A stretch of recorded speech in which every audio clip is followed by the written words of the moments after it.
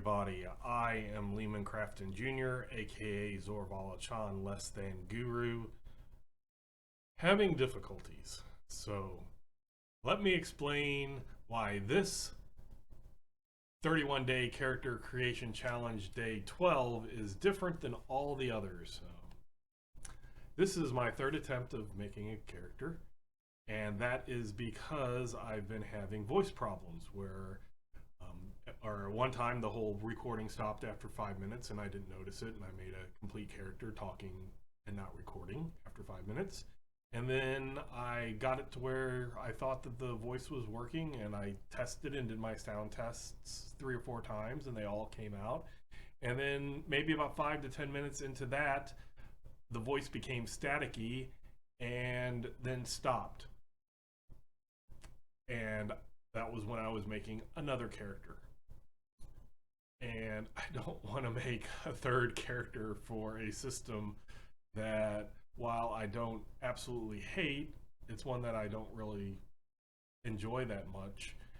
And yeah, and I might pause this video and stop this video and then stitch it to another one, because I want to try to figure out what's going on. I think it's my microphone. This webcam that I'm using has a microphone to it, but the actual microphone that I have, it made my voice clearer and louder. And sometimes when I was using the webcam mic, it was kind of faint. So I wanted to use the other microphone. It worked good for about a year. It seems like everything works good for a year, and then the warranty stops and then it dies. The printer problems I had yesterday, the warranty expired and the printer started, basically sheets of paper would go in and then they would tilt and it wouldn't feed, and I completely disassembled it, put it back together. There was nothing jammed in there, and I got it to work exactly how it was working, where it did that. So it wasn't like I broke it by disassembling it. It just failed after a year. So I went, and you can see I bought a new LaserJet printer. It's not color, but I hopefully, with the toner instead of ink, I won't be wasting ink as much. And I'm hoping, I paid a little more money for it, but I'm hoping that it won't just last a year. Might need to do with that with the microphone. I bought a cheap Walmart microphone for like something crazy ridiculous, like $15 or $20.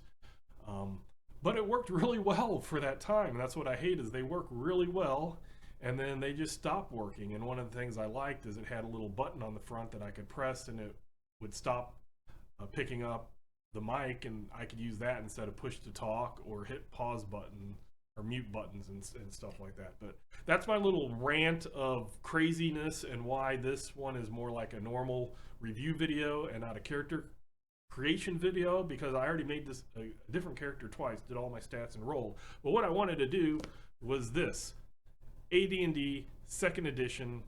This was the first book. They had a more all black book later. I thought it was interesting. They did have color pictures and stuff that were kind of interesting. Like, that's, I think, is a pretty cool picture. But the other art to me wasn't, I don't know, it's that same black and white old day, but, and I can't say anything terribly bad about it, but it didn't read, when I got this book and I was going through it, it didn't inspire me as much as like even the red box D&D, the Beckme red box. It's decent. I won't say that it's bad. It just didn't have, I mean there's action going on. It just didn't grab me like maybe some of the other stuff did. So this was the game that I wanted to do, and my printer printed off a nice advanced D&D 2nd edition. Certain things weren't on this sheet. There was no place for gold. Only weapons, but I maybe there was a second page that had a bunch of stuff, but I made this character. My first character was horrible. It was all 9s, a 7, and 111. This one was a little bit better in areas and worse in others. I did a straight down the line 3d6. So I had an 8 strength, 8 dex, 13 con, 14 int, 15 wisdom, 8 charisma. They had charts for everything that would tell you different things, all the way from number of languages you would know, spell failures, and stuff like that. With the 15 wisdom, I decided to go cleric. The first character I rolled my d8 as a cleric for hit points and rolled a 1. So I had 1 hit point. This one I actually rolled an 8. So I was happy, actually, and you would have heard me being happy, because there was no, like, and I'm sure game masters could adjust it for their own table, but the rules as written, you rolled it and that's what you got. You had a minimum of 1, it said, and if you roll that 1, well, then you got a 1. They have a table for like age, height, and weight. The age I found interesting. They started you off as a starting base age of 15, and then as a human you rolled a d4 and added to that. So you had a range of 16 to 19 to start as a human.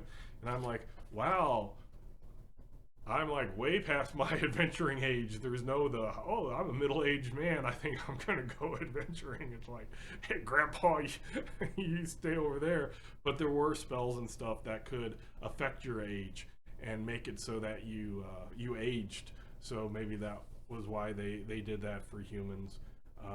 The thing I wanted to show also was the weapon. I picked up a quarterstaff. I chose a god of healing, and that was kind of their weapon of choice. There's optional rules for like speed factors to figure out if you're wielding this weapon and your opponent's wielding that weapon, who gets to go first. It had the low AC was better, so I bought leather armor, which gave me an 8 AC. I found it pretty interesting in this book.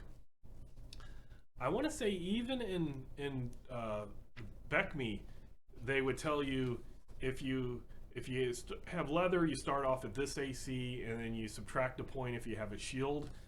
This book here basically just grouped everything together. Like, if you have leather or padded, you have an 8. If you have leather or padded, or this with a leather or padded with a shield, or this and this by itself, then you have a 7, and stuff like that. So they had a bunch of different groupings, which I found to be interesting.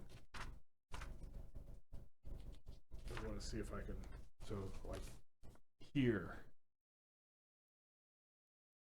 See, if you only have a shield, if you have nothing, you're at 10. If you have a shield only, you're at 9. Leather or padded is 8. Leather or padded plus a shield, or studded leather, or ring mail is a 7. So they have a whole list. And the one thing I want to say that's why I was always able to use this monsters and adventures and stuff from AD&D 2nd edition, even though I didn't like the rules for playing AD&D, but I could use them for games that I did like Palladium 1st edition or Adventure Quest, was because that armor class, when you flipped it, and that's all you had to do, a 20 modern AC is a 0. You're rolling a d20, and the 20, either one is going to hit with adjustments, of course, based off of what level you are or what abilities. In modern, you have feats and stuff that might add to it, weapon proficiency, things like that.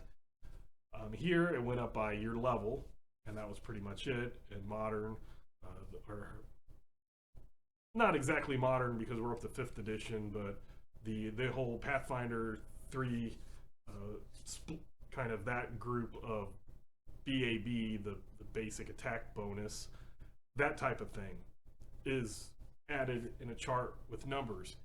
And it's always, if you're fully decked out in all of these systems, whether it's Pathfinder or any version of D&D or any version of Palladium or Adventure Quest or anything like that, you roll a d20. If your guy's fully decked out in plate armor with a shield, it's going to be around a 20 to hit. If they're wearing leather, it's going to be around a 12 or so to hit. If they're wearing chain, it can only be around 15, 16. And that point or two adjustment when you're switching from one game to another isn't that big of a deal, as long as all the characters in the group are going by the same rules. If you bring in monsters, I personally believe you don't have to follow the game rules that you're in, because then it becomes a who has out of character knowledge to defeat things. If you go, oh, that thing should have an AC of 18, and you're telling me I didn't hit and all my bonuses were a 19. Well, they don't always have to be the same. I'm not playing it, I'm not running a game to challenge your out of character knowledge of stat blocks. I'm playing it to give you a challenge of maybe not knowing what things are, or this orc here, because I picked up a Beckme adventure and am using it. It might be say a 14 to hit, and then Palladium it might be a 15 to hit because they have a different armor, but it's about the same. And then it might be, another 13 in a different system, but it's all around there. It's close. But basically, this it was interesting when I saw that chunk, and the THAC0 never really bothered me too much. I knew that it flipped. I agree that making it makes sense, making it higher, like Palladium was doing with armor rating, and Adventure Quest was doing with their combat defense values. I agree with that, but it's not that difficult to just reverse it. So I did want to pull out my pencil here. I forgot to name him. I wanted him to be Niles. So my Niles cleric. Sometimes this doesn't really adjust. Cleric level 1. I wrote 2. Oh no, I wrote a 1 and then put the little bottom thing there. Level 1. I rolled his age was a 17. I rolled his height was 5'11. His weight was 171. Weight, as a human, you'd roll 60-10 and add that to a base of 140. The height, as a male, you start with a base of 5, and then you roll 2d10 and add to that, and I rolled an 11. Again, I bought the leather armor. I got the quarterstaff. I chose to do 3. With my wisdom, there is a chart that says extra spells, and I believe it was at a 13 it said first, at a 14 it said first, and at a 15 it said third or second. And when you read the rules, it's anything in that chart past or previous to what you were, you get all of those as extra spells. So since there was 2 ones that said first, I got 2 extra first level spells, and then when this character would advance to where they could get second level spells, then I would get 1 extra second level spell. So I thought that was a interesting thing, instead of it just saying it was kind of cumulative where you just got it. So I ended up memorizing 3 cure light wound spells because there is no spontaneous conversion of spells, and it's just to be safe, on the safe side. Memorize these. If you need something like purify or create food, water, purify it. Spend the downtime to rest and repray and get those spells and use them. Because if you're in battle in a game that allows healing in battle, those cure spells work. I don't want to get into my thoughts about why that may or may not be something I personally like, because I am just doing a character creation challenge. And I apologize that you didn't see me create this character. I created another character just... Oops. Here was my first version of that character. As you can see, 9, 7, 9, 11, 9. So some were better. Can I get both of those around the same? Yeah, so some were higher, some were lower, but at least my wisdom in that was good. But see, I kind of did this thing twice. I didn't quite want to do it again.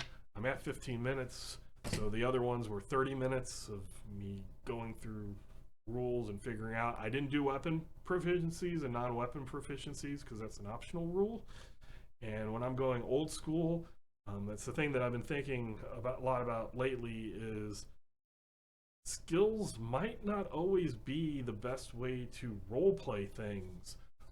So that's probably, if I went here, I probably wouldn't, like back then, I would definitely want the non-weapon proficiencies and go, oh, that adds to the role play. But now it's like it restricts the role play sometimes the way I think.